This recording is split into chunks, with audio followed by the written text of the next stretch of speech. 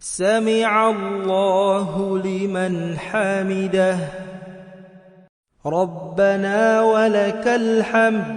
حمدا كثيرا طيبا مباركا فيه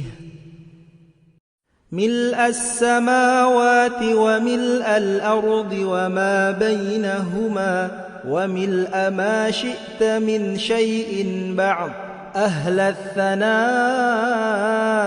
والمجد أحق ما قال العبد وكلنا لك عبد اللهم لا مانع لما أعطيت ولا معطي لما منعت ولا ينفع